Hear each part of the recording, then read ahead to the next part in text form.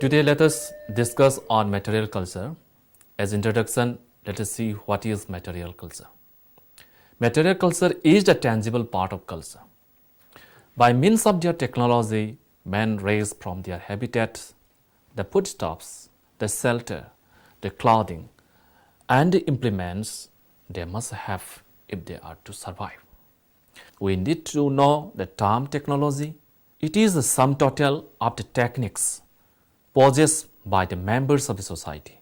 That is, the totality of their ways of behaving in respect to collecting raw materials from the environment and processing these to make tools, then containers, foods, clothing, shelters, then means of transportation, and many other material necessities. Man has dependent on three resources for his survival. Number one, physical environment. Number two, culture. And number three, population. Now let us see through anthropological fieldwork how certain people depend on nature and their changing material culture due to the effect of new technologies.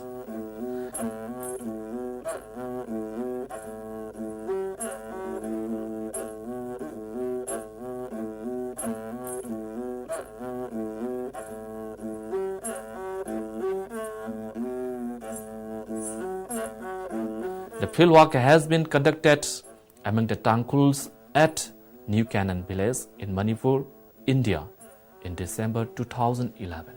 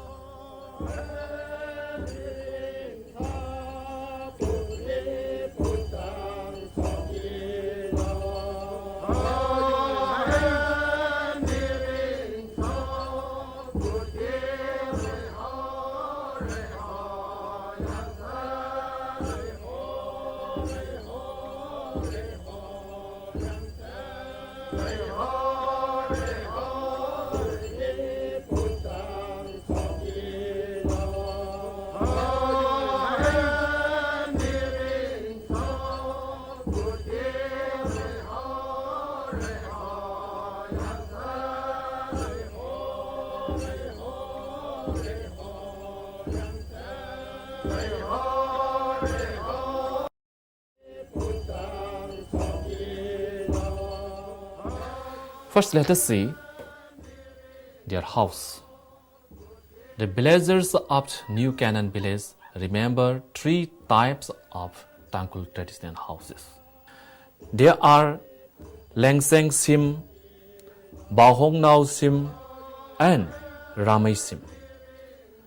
The first one, that is the Lengseng Sim, had kacha floor, plank walls, and single roof with two extraordinary long eaves in front, and was built by village chief and rich men by throwing public places when the construction was going on. And the second one, that is Bahong Nao Sim, was the house of the commoners. Whereas the third one, that is the Ramai Sim, was the house of the poor, especially the widow persons. The house was built with any type of the materials collected by the relatives, friends, and neighbors. Commonly, their houses face eastward. It had earthen plate. The side walls were made of mud or plank. But the front wall had wooden planks, very large wooden planks, which bore engravings of realistic patterns of animal and humans depicting the peace held in the construction process, as well as bygone culture of headhunting. It has also trophies of animal heads as decoration. The roofing materials was thick. The roof was higher in front and tapers towards the back side. The roof support was commonly made of bamboo splits. So this is their traditional type of the houses, which is no more found in the New Canaan village. Most of the houses found in the New Canaan village are of slightly modern type, which are built in linear patterns. They built their houses on off as well as lowlands, but on a level ground. Tangkhul traditional house is described by the informants.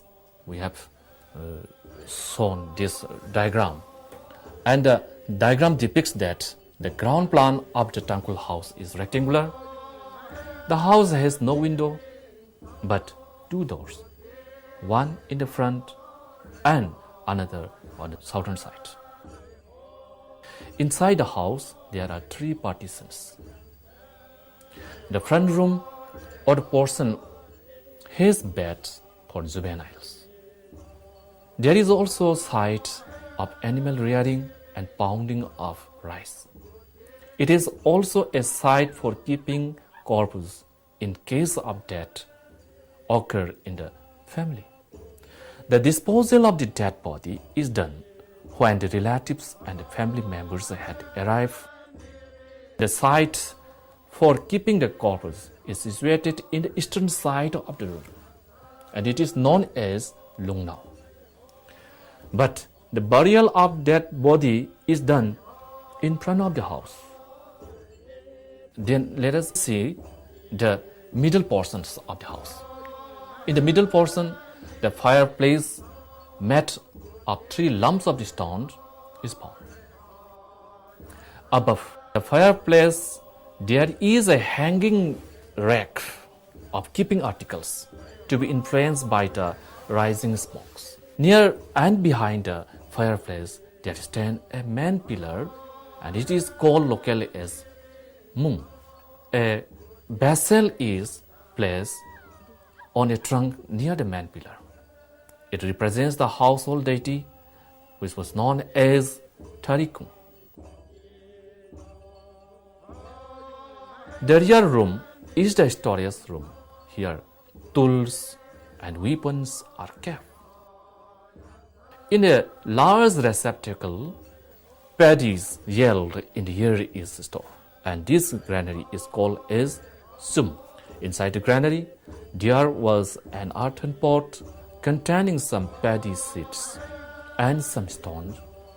That's for the purpose of their belief for a good yield in the next year.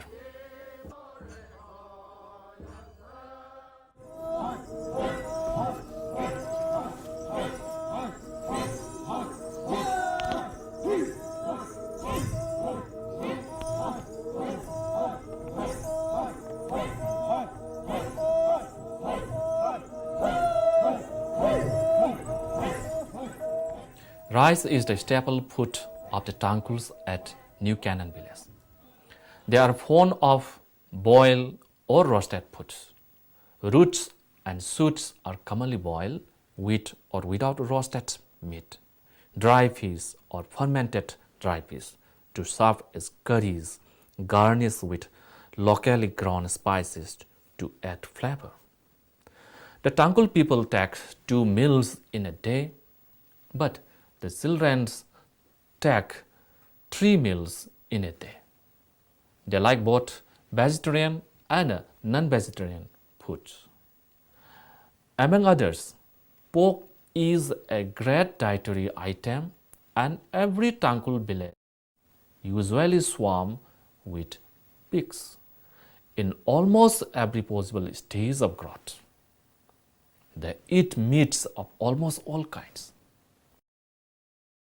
However, it is a taboo for the Tangkhuls who follow Seventh-day Adventist denomination of Christianity.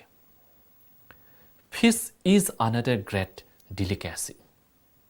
Dried fish is a savory addition.